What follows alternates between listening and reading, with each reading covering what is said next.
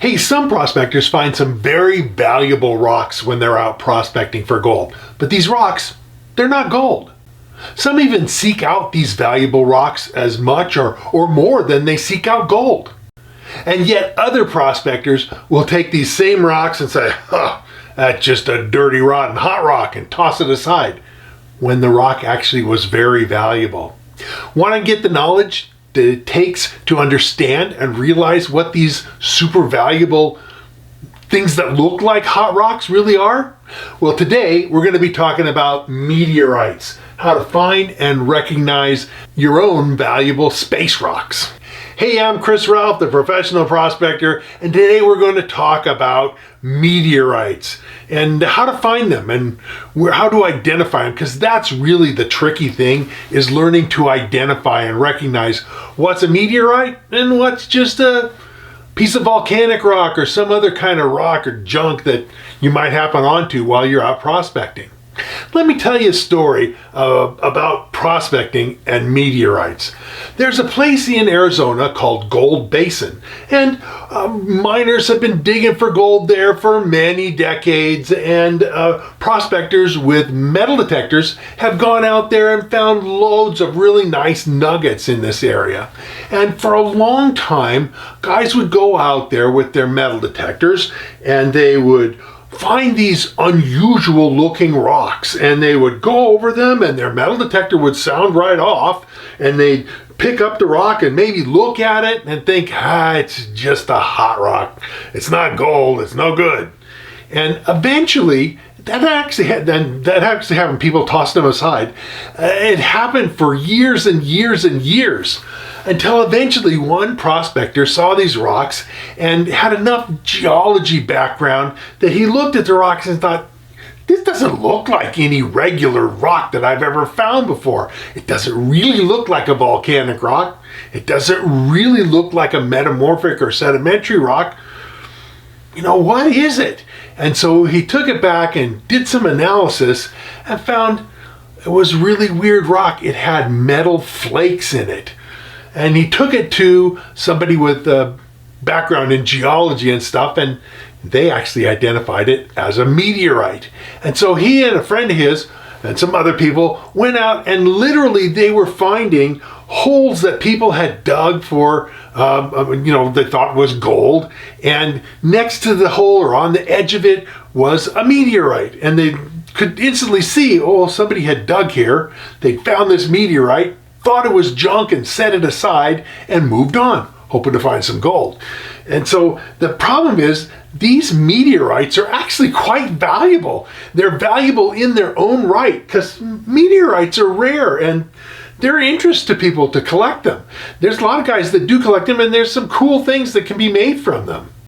So in spite of the fact that they are something that prospectors can find, and actually a lot of the meteorites that get found these days are, especially in the US, but elsewhere too, are found by prospectors. Because of that, you might think meteorites are fairly common, but the truth is they're actually very rare.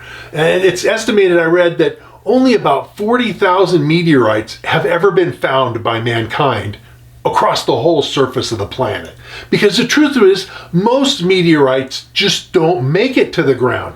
You see the streak of light across the sky, well, like 95% of the time you see that never is anything that makes it to the ground. You see a streak like that, and it burns up as it goes through the atmosphere, because you start out with some kind of small particle, which may be, before it hits the atmosphere, it may be the size of a baseball, or maybe only the size of a marble or something like that. And as it goes into the atmosphere, it heats up and literally it burns up in the atmosphere, ionizing the air around it as it passes through. And that's what you see, the bright incandescent ionized air as the meteorite streaks through the ground, but it melts and burns off into nothing. And so nothing really lands. Those that are actually big enough to make it through the atmosphere and still have something left that hits the ground, a lot of those land either in the ocean or in jungles or forests or places where, it's just not going to be found or ever seen again. So, that that means a lot of the ones that actually land don't ever get found because they're not in a place they're likely to ever be found. But the rarity of them is the reason why they're so valuable, because there's just not that many of them that are found. And so they are valuable. Let's take a look at some maps. I'm going to show you where meteorites are found both in the US and worldwide. Here's a map that shows the number of meteorites found in each state. You can look at your own state, but see that most of the states have found some. It varies. In the Northeast, Vermont and New Hampshire, we have 0. Rhode Island, it's so tiny, 0. And there's a lot of them spread across the United States. But if you look to the west and southwest, you'll see that Texas, California, Arizona, New Mexico, Nevada have all well over 150. Colorado and Kansas have significant numbers, but most of it we're talking about arid areas in the southwest United States. That's where the most meteorites have been found. Okay, here is a list, a map, or basically divide, showing where meteorites are found, kind of dividing it up by continent and other major land areas. And you can see that Antarctica is the source of a huge percentage of the meteorites. You have white, snow, and ice, light-colored and dark-colored meteorites landing on top of it. And so they stand out very easily. Same in northern Africa, you have the deserts with light-colored sands, and the dark-colored meteorites stand out. The Arabian Peninsula, again, desert area, light-colored sands, the dark-colored meteorites stand out. Although North America is only 3.3%, Australia 1% plus, and everywhere else, Asia and all combined, is only 3%. Still, there are places in those areas where a good number of meteorites are found. So where do meteorites actually come from? Most of them are actually little bits of asteroids. And normally asteroids don't really do that much. They sit out, there's a whole lot of them that are in a belt of rubble and rock that sits between Mars and Jupiter. There's this ring of these rubble rocks that may have once been a planet, who knows, but there's this ring of rubble that just kind of usually just sits there, circling around the sun. But the truth is that every once in a while, some of them will collide or something will happen and they'll get knocked out of their orbit, and they may find their way into among the inner planets of our solar system and may get trapped by the atmosphere, by the gravity of Earth, and then fall through the atmosphere and land on our surface. A few of the meteorites, in fact some of the very, very rarest ones, actually come from the moon or from Mars and occur when meteorites hit those planets, big meteorites, and toss up stuff into the air, well, not air, but toss up above the planet, and somehow by the impact and the material splashing off may end up getting into the Earth's gravity and get sucked down to the surface of our planet. That's a very small amount of material, of the very, very, very tiny percentage of the total meteorites that are found. But basically, that's because of that. The meteorites are not all of the same age. Most of them end up being about the age of the solar system itself, because that's how old the asteroids are. They're about the same age as the Earth and Mars and the rest of the planets. And so it ends up being, most of them are pretty old. And so there's rocks that have been traveling around in space for many, many millions of years. And finally, they end up hitting the Earth. So that's the origin of meteorites. Let's talk about the types of meteorites. Now, they have all kinds of minor classifications of all different ones, and I'm not going to get into all the detail of that, but there's 3 main types. And the 3 main types are the Stony, so it's basically just consists of some type of stone, but it has some special characteristics that would make it different from a stone that originated here on planet Earth. So the Stony meteorites are divided into different categories. And actually, the stony meteorites are the most common type that enter the Earth's atmosphere, but they're not the most common type found because they're generally more similar than some of the other types to Earth rocks, and so they don't always get recognized. The next type is the type that prospectors find the most, and those are called stony irons. So it's a mixture of stone and iron, metallic iron. And you'll see in some of these things that they have bits and pieces of metal dispersed among the stone. Let's take a look at some of those stony meteorites, and then we'll take a look at some of the stony irons and look at the difference. Here's an example of a stony meteorite.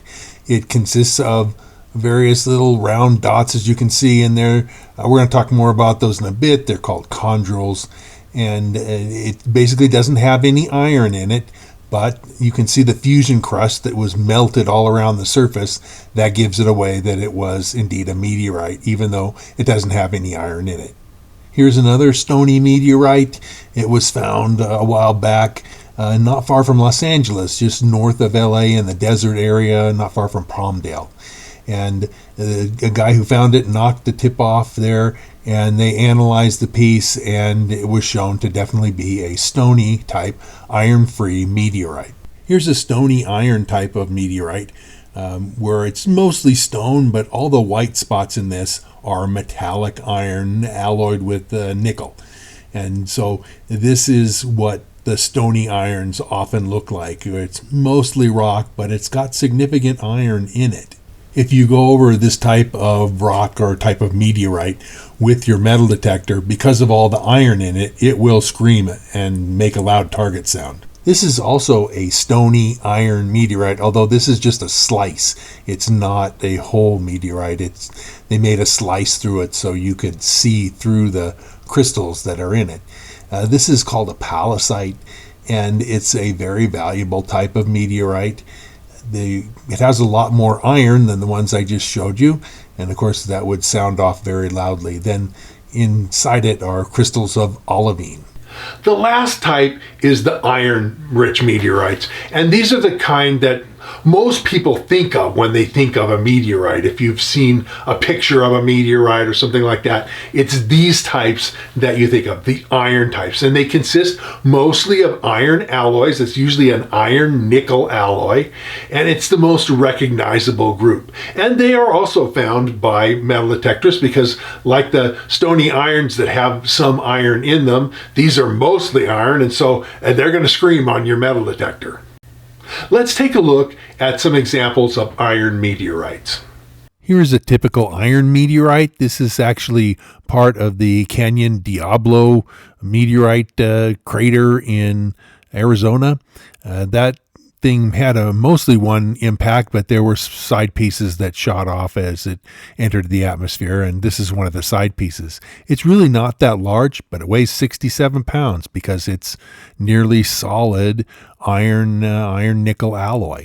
And this is the interior of an iron meteorite. And although just on sawing it won't display this pattern, but if you etch the sawed surface, then it will display this crystallization pattern. It has to do with crystallization of iron alloys that are both high and some low in nickel content. Let's talk now about the characteristics of meteorites. And you see a lot of different characteristics, things that can help you identify what really is just a hot rock and what really is a real meteorite that has special value. Meteorites really are different, and for someone who has a background in geology and minerals and that kind of stuff, they very rarely look like an earth rock. They look completely different. And there's some characteristics that they have. Meteorites will not contain the mineral quartz, and quartz is one of the most common minerals on Earth.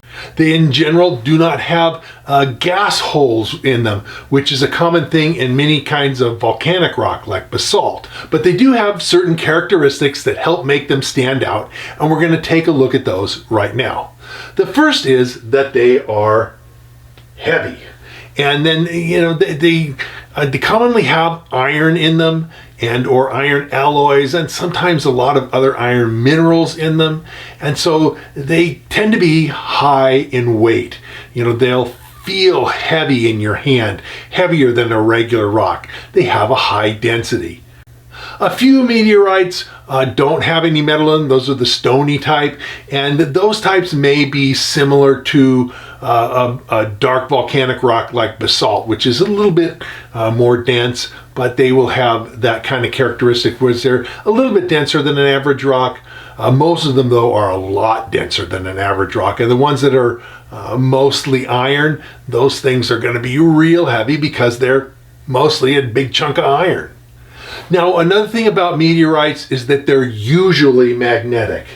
They're usually magnetic. There's a few exceptions to it, and some of these Stony meteorites are not particularly magnetic, but a lot of the meteorites that are found by prospectors, especially by prospectors, they're found because they have iron in them. And of course, if they have iron in them, they're going to be magnetic. And if it isn't magnetic, if you're thinking it isn't magnetic, it probably isn't a meteorite. I'm going to show you enough pictures in this that I think that you'll get a feel for what meteorites look like. I got a guy contact me this week and asked me to comment on his photos, and I don't do that. All right, I don't offer a mineral or rock ID service, but the rocks that he sent me that were supposedly meteorites look nothing like a meteorite. Look, it was some kind of light-colored sedimentary rock. And so, it was almost like if I held a rock here in my hand and said, does this look to you like a McDonald's hamburger? You'd say, no, it looks like a rock. And that's kind of what it is. So, knowing what meteorites look like is really an important skill when you're out in the field, and to be able to recognize these things if you should come across one with your metal detector.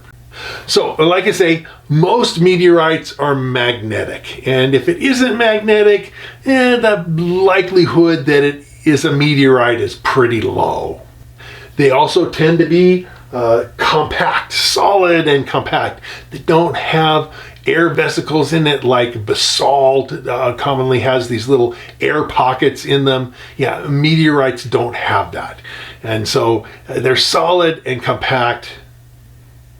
They're usually irregular in shape, but you won't have a long, thin, flat meteorite. That doesn't happen. They're usually compact, and they won't necessarily be exactly as long and wide as they are tall, but they'll be close to it because they're compact in shape.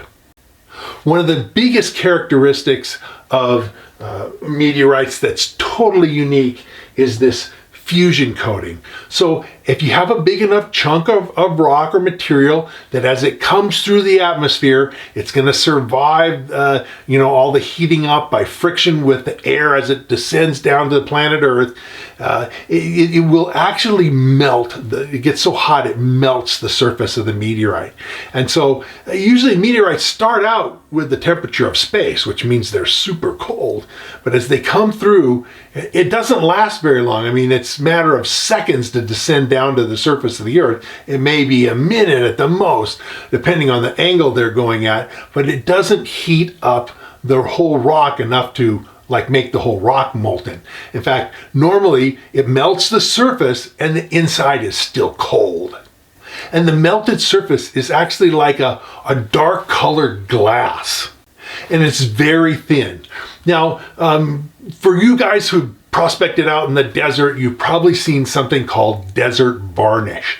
And in desert varnish, the weathering of rocks, especially if rocks have a little bit of manganese and some iron in them, you'll get this very dark coating on the rocks. And at least at first glance, without looking closely at the rock, a rock that has that kind of weathered surface, you might think, oh, that might be a fusion coating. But what happens with regular rocks is you'll have an irregular surface, and the weathering will conform to the irregular surface. And so if you have little bumps and stuff like that, you'll get weathering over that whole thing. And the other thing is usually the weathering on the upper side of the rock, it's well weathered, but on the underside, it may be not weathered at all or only weathered a little bit. And so it's different on the top and the bottom as it sticks in the surface of the earth. And if you get a whole area of these desert pavement rocks, or desert varnish rocks, I've heard it called desert pavement because you have enough of them. But one of the things about meteors is that they don't occur by the thousands. Like I say, there's only been 40,000 ever found by mankind. And so, when we have desert varnish, you may see thousands of rocks like this that are covered with this desert varnish.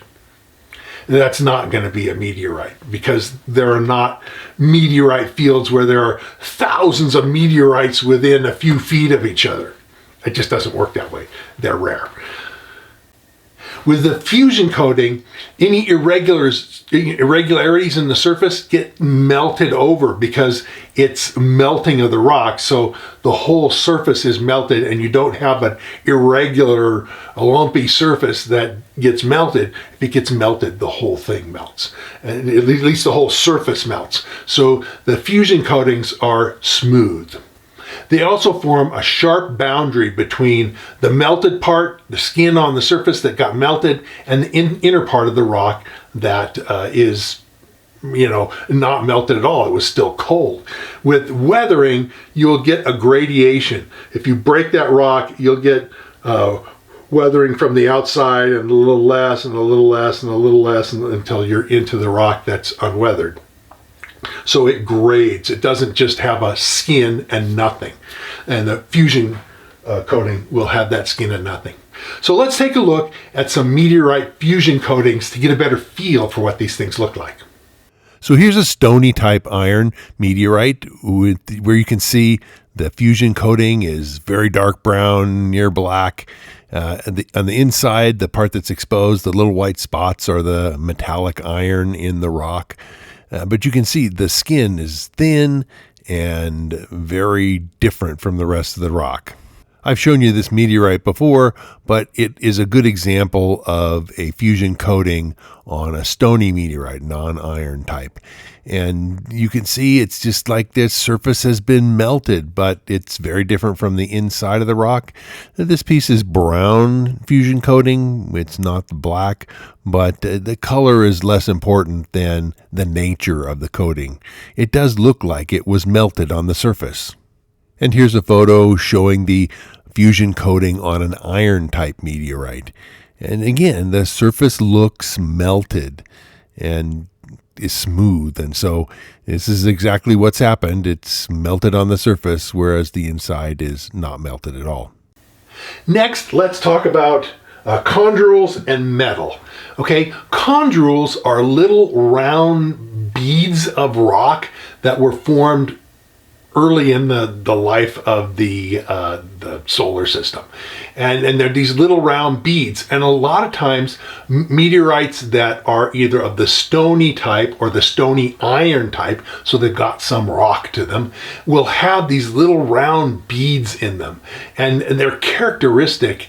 When you see the little round bead, that's a real strong indicator of it being a meteorite. Little round beads like that are not normal for Earth rocks.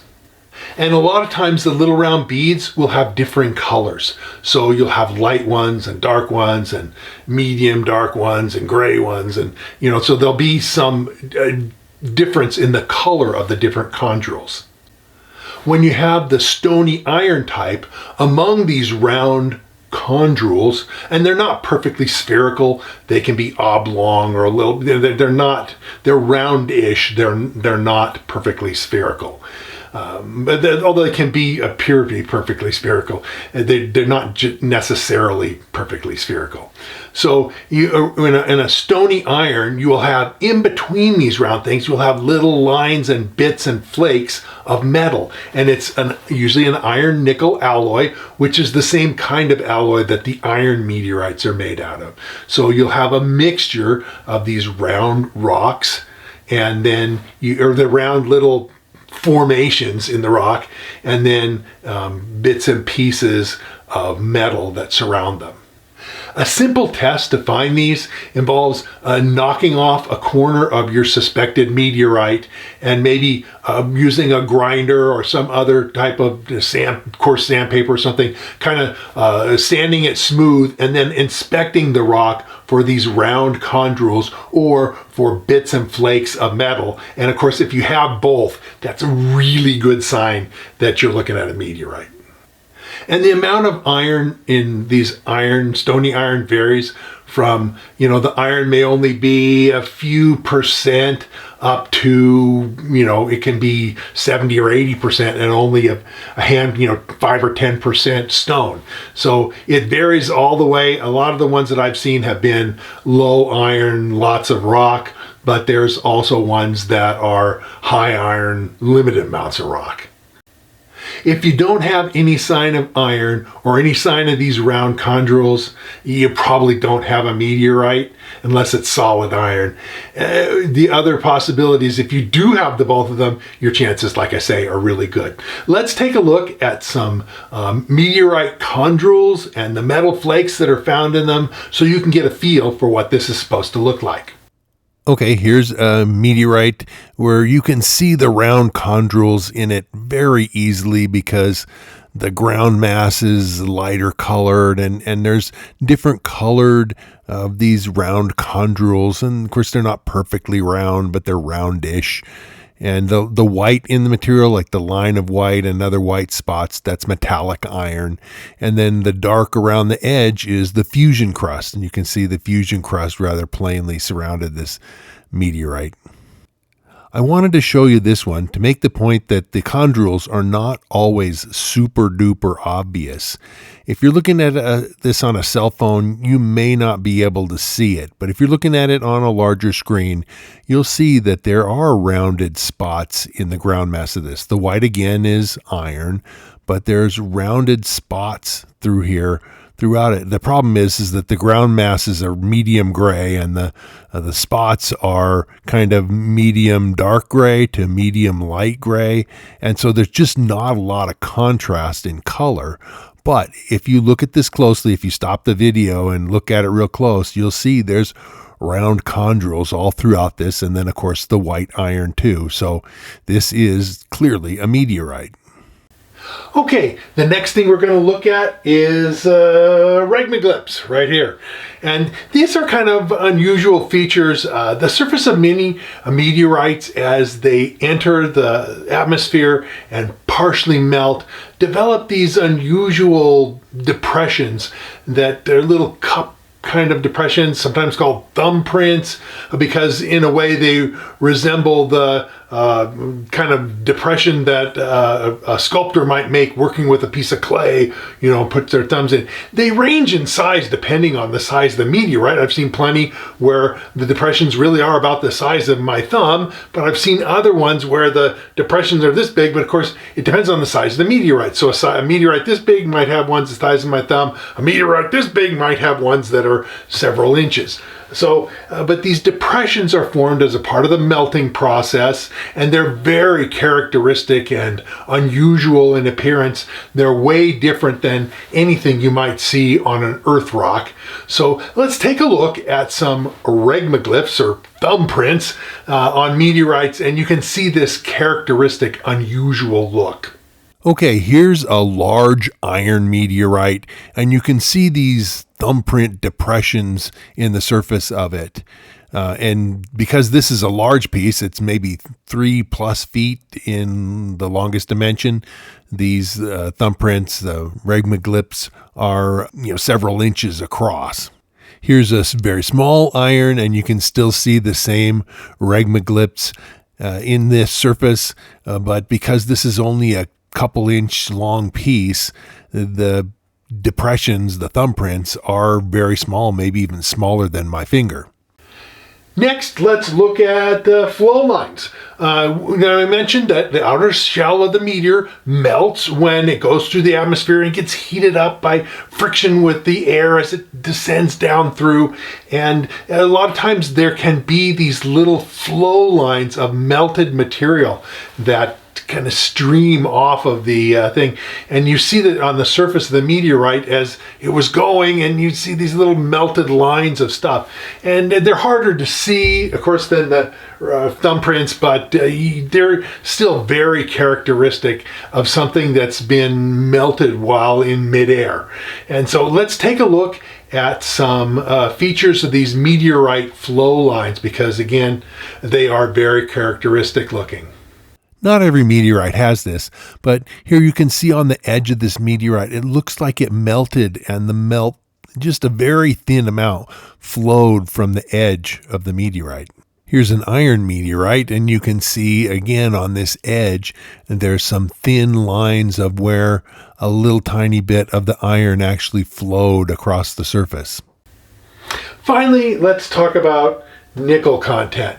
Now, nickel as an element is comparatively uncommon on Earth, but it's in almost every meteorite that's found. And so a lot of analysis for meteorite takes place by analyzing the rock for its nickel content.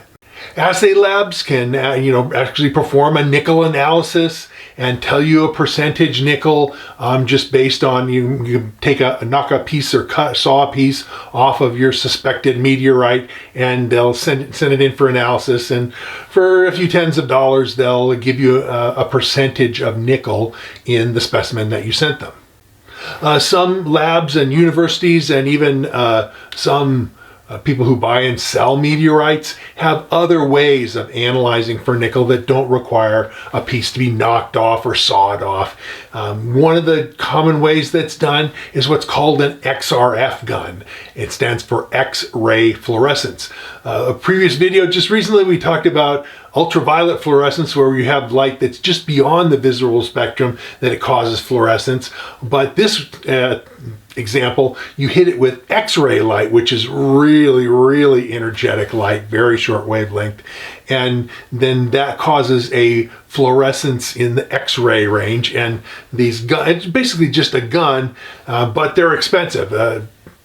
Inexpensive ones, the cheap ones, cost around 30 grand. So I don't own one because of that kind of price. Even the cheapest used one I've ever seen was close to 10. So they're expensive, and not everybody has these. But an XRF gun, you can literally put it on the surface of the meteorite. If it's properly calibrated, you'll get good results. If it's not properly calibrated, you'll get really weird results. But if it's properly calibrated and it's designed for that, you can put it on there, press a button, wait for a few seconds, and you'll instantly get a readout that shows what percentage of nickel is in the sample. And you can actually take several readings and then average them to get an average nickel content of your suspected meteorite. There's other methods, or using energized ions to analyze very precisely what the nickel content of it is.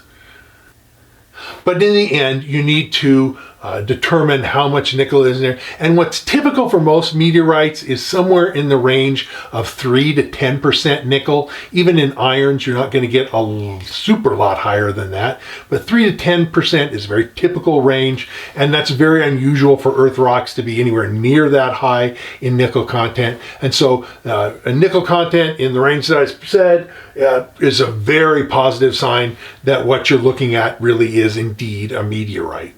Now, I gotta say, please, please, please don't send me pictures of your rock that you think might be a meteorite. I don't offer any service for identifying by photograph minerals or rocks, including meteorites, because it's not nearly as easy as you might think it is. A lot of people think, oh, I'll just send you a blurry picture with my cell phone and then you'll know exactly what it is. Well, I look at that blurry picture, I have no idea. And if you look at my videos on how to identify minerals, and actually I'm gonna put a link to some of those up here, they will tell you in the video that the characteristics of identifying a mineral involve all kinds of things: crystal shape, the hardness of it, the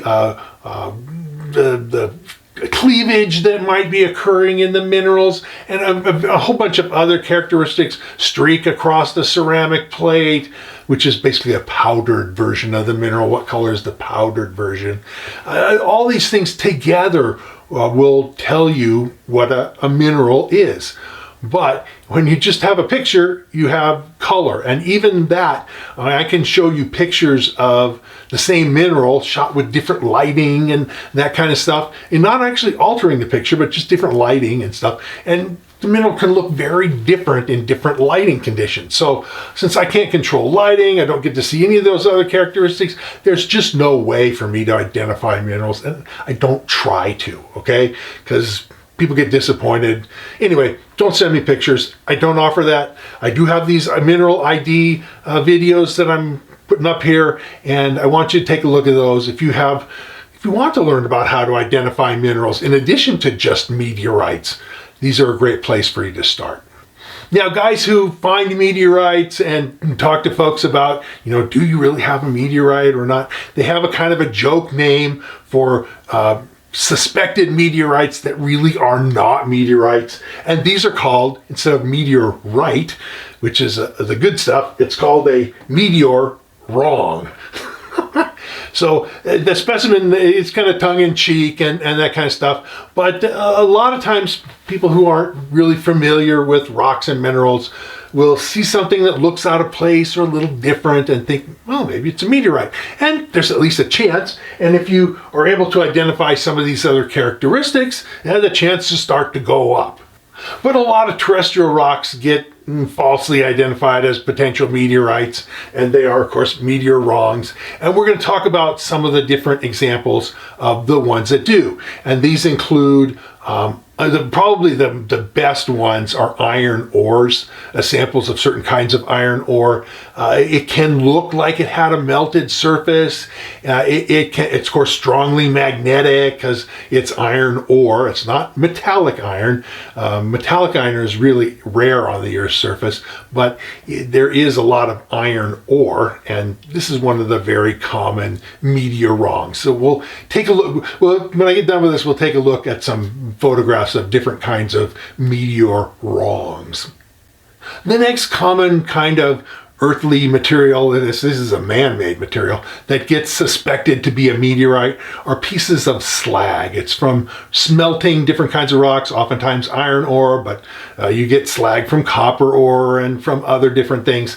And so, industrial processes, certain ones produce this slag, and it gets put in different places, and especially if it's from iron ores, it can be heavy, it can be slightly magnetic, it looks melty, and so people think, oh, maybe this is, And so that's one of the other common meteor wrongs. And then the last one is volcanic rocks, especially basalt can be really dark in color, it can be compact, it can be heavy, it can be magnetic, and so, people start to think, well, maybe this is a meteorite. And so certain volcanic rocks also fall into this category. Let's take a look at some different types of meteor wrongs to give you a feel for what isn't a meteorite and ones that commonly fool people because they sort of look like a meteorite or maybe a little bit look like a meteorite.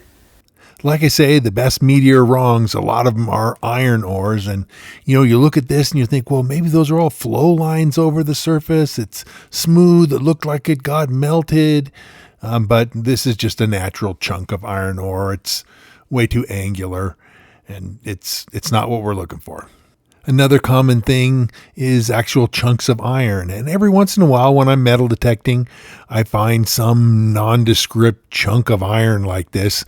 And, most iron things you find in the ground are recognizable as a nail or a bracket or some other specific part that's broken off.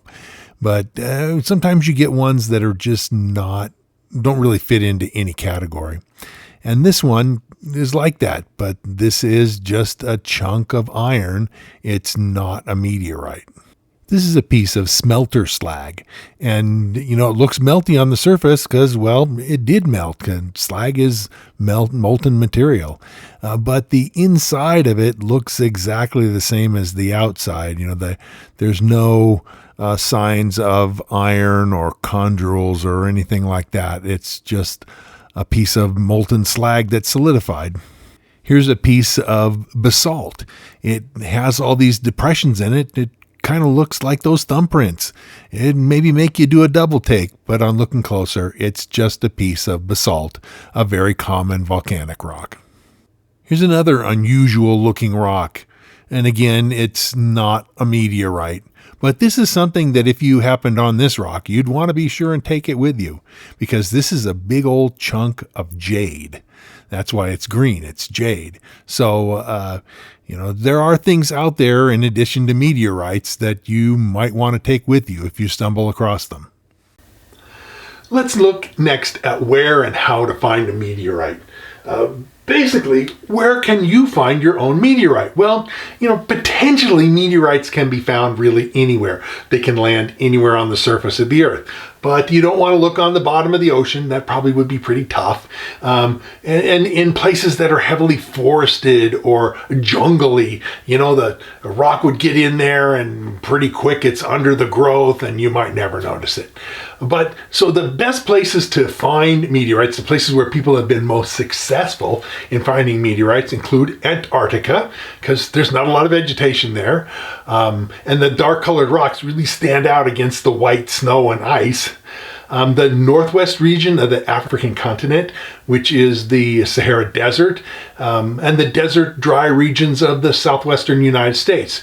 Those are all areas, just about any desert area has potential to find meteorites, because there in the deserts there are not very much vegetation to hide the meteorite. In Nevada, there's lots of dry lakes. And these, of course, dry lakes are alkali lakes. They're white or near white, light tan in color. And meteorite searchers search on the eastern and the kind of southeastern sides of the lake, because in times of the year when it's cold enough to freeze whatever water it might be on the dry lake in wintertime, because that's when we get most of our rain, it might freeze it to ice, and then it kind of blows the meteorite rocks along the surface. And because the weather comes out of the north and out of the northwest, it blows the meteorites to the south and southeast shores of these dry lakes. And so guys will drive along these things during the times of the summer when it's not all mud, and they'll drive along there with ATVs and stuff. And I know a lot of people that had good success finding meteorites this way. Sometimes people will search for meteorites right after there's been a big fall. So if somebody may, or even multiple people may see a really super bright meteorite streaking through the sky, and a bright meteor streaking through the sky. Sometimes these are called bolides. They're just super bright, and sometimes they may literally explode on entry into the atmosphere and make a sound. I actually heard one time make a sound. As they explode and break apart into different pieces and stuff, but they may come through as a single piece and hit the ground and make a crater. It takes a big meteorite to make a crater. Smaller pieces, and especially if something blows up into a whole bunch of small pieces, you're not going to get that effect. But when people have seen that, they've kind of seen, okay, it looked like it was over here, people will go seek out recently fallen meteorites because they're less likely to be covered by dirt or other obscure, plants grow over the top of them or something like that. They'll be more visible. So that's something that people do sometimes. Now, there's also a number of places where there are known what they call strewn fields. And this is when you have a meteorite that I mentioned, that a meteor that comes in and explodes into different pieces, you end up with an area along the ground. Usually it's kind of a linear area, but it has width that as the pieces come in and they blows up, and then it all lands kind of in a line. And so there's these things where you have these bits and pieces of meteor strewn across the land. They're called strewn fields. And the story I told you earlier about the prospectors who worked in Gold Basin, and one of the guys eventually figured out that all these weird hot rocks were really meteorites. Well, guys went out there and collected a lot of these things, and they plotted where they were, and it turns out that there's a strewn field there at Gold Basin. There's also another one at Franconia in Arizona, and there's other ones in other places. But these strewn fields are where you have these bits and pieces of meteor spread over a large area. And, you know, if the area has gold too, then you have the opportunity to be prospecting for, like Gold Basin, for both gold and meteorites at the same time. And I know of places where in Nevada and elsewhere that there's no known strewn fields, but people were out with metal detectors looking for gold because the gold is spread over a large area, and people have found meteorites out looking for gold in northern Nevada, out in the what's commonly called the Rye Patch, Sawtooth, that whole general area where there's a gold spread over a large area. I know people who have found individual, usually it's just, for those areas, it's just a individual meteor that's found, not a big strewn field. But there's still, people find meteorites with metal detectors while looking for gold. And in fact, a lot of the new meteorites being discovered in the US, a lot of, not all, but a significant portion of them are found by prospectors armed with metal detectors. So if you find a really strange looking hot rock that fits some of these characteristics that you've seen in the video, yeah, now you know. And if you've listened thus far to the video, you have enough knowledge to at least be aware that you're not going to be taking this really odd looking heavy hot rock and tossing it aside. You may take it home with you and give it a little bit more of an examination and see, you know, does it fit the characteristics of a meteorite, or does it, you know, seem more like an earthly rock after you really examine it? And it's worthwhile to do that. You also need to know the rules and laws that apply in whatever area you're searching. In the United States, on public land in general, small to medium sized meteorites belong to the finder. People keep them, and nobody challenges that. If you find some kind of super fantastic find, a giant meteorite or something that's not been known, it's possible that the government may lay claim to your giant find. You know, there's other areas and laws in different states and countries, and if you're going to be hunting in various areas, you need to know the rules and regulations and requirements. A friend of mine, I'll tell you a story, went hunting in the deserts of Oman, and he talked to people and got permissions and found out, you know, that if you get permission from these people, you can hunt them legally. And he went out there and he was having some good success finding, because the light colored sands of all the dunes and sandy areas in the desert out there in Oman, there was some good meteorites to be spotted on the surface. And so he was having good success, and then he found out that he hadn't contacted all the people that he supposedly needed permission from, and he and his party were arrested, and they were forced to stay in Oman. They weren't allowed to leave. All their stuff was confiscated, including not just their meteorites, but their personal gear as well. And he ended up spending an entire month there until he finally could bribe someone enough to let his party go. So, you know, in smaller countries, even if you know what the laws are, the laws may not be fair-handedly applied. Just be forewarned. You know, my friend's experience was not a good one. Now, in my videos, I always say that in both prospecting and rock hunting, mineral hunting, gem hunting, what you know makes all the difference in the world. If you don't know what you're looking at, you know, you're going to be fooled by any old thing. Be knowledgeable, be aware, and the truth is, in gold prospecting, there's a lot to learn, and that's why I wrote a book. It's called Fistful of Gold, and because, hey, that's what I want you to find, is I want you to go out and find yourself some fistful of gold. And I wrote this book, and it's really an encyclopedia, and it will help you get the experience that you need to be successful. And I'm going to tell you a little bit more about my book right now. So this is my book, Fistful of Gold. You can see it's an encyclopedia distilling down my 45 plus years of prospecting experience plus my degree into the parts that you need to know. I spent most of 10 years writing this. It was not just a simple effort that, I sat down and wrote it. You can see it's like 250,000 words. It's not something you're going to read through in a day or maybe even a week or more. But it's got a lot of information and reference material that you can come back to. You can read it once and read it again and get more out of it because there's just that much depth of material in this. I wrote this book because I want you to have the skills to go out and find fistfuls of gold for yourself. And if you have the skills and know what you're doing and get out in the field and make a real effort, you can find significant gold.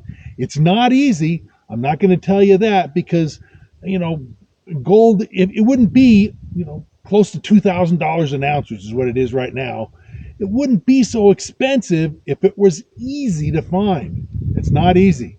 You just can't walk out into an old gold field and start picking up nuggets. If the gold was easy to see and find, the old timers would have picked it up and taken it themselves. So you got to have skill. You got to know what you're doing. You got to be able to master what it takes to find gold, and you've got to have the persistence and put in the effort to find the material, to find the gold or diamonds or gemstones that you're looking for. Now, this book has geology, it has facts about gold, it has stuff about diamonds and platinum, but it's mostly about gold deposits, how gold deposits form, how placer and nuggets form, all the questions you probably wanted to ask. The book is available on Amazon, and I'll put a link to it in the description below, but you can look up on Amazon, Fistful of Gold, and by Chris Ralph, and find this book. Now, the book, if you look on it, it has a very high rating. It has like a 4.7 or 4.8 out of 5, which is really high. I mean, it's hard to please everybody, but I'm close to a 5 out of 5, not far from it, right? So it's been out. I've sold more than 15,000 copies of this book, and I've had tremendous response, tremendous positive response by the people who buy it. And I think if you buy it, you'll be just as happy with it. Now, in addition to my book, I also have a website that I do, and I'll tell you a little bit more about my website and show you some images from the website right now. Now, my website is nevadaoutbackgems.com, and I'll put a link to the prospecting page, this prospecting encyclopedia page, down in the description below, but you can find it at Nevada Outback Gems. I sell some jewelry, turquoise, other gemstones there. I don't always keep the inventory perfectly up to date, so if you're interested in anything you see, do contact me first before trying to send me money or anything, because I want you to be able to get what you order. But the website has lots of different stories, old adventures, even some stories, true stories from the old-time miners of the 1800s. So I think it's something you'll find interesting. The other thing I want to go back to is that all my comments, I want you guys to ask questions on the comments for my videos. I answer 100% of the comments that are made on my videos. Now, sometimes if somebody just says, hey, great video, I really enjoyed it, the comment may just be, well, I'm really glad you liked it. Or if it's a simple question. And sometimes I get people who ask me questions, it would take a book to answer that question. And I recommend that they just buy the book. But I answer all my questions. I try to help people as much as I can.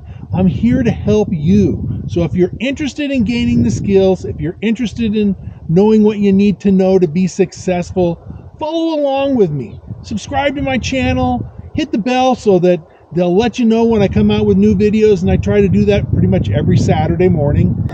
And you'll enjoy with me, you'll come along with me, we'll have an adventure together, and we will find some nice gold and see what it's really like getting out in the woods, or the deserts, or the mountains, wherever we land, wherever the gold is, wherever the diamonds are, wherever the platinum is.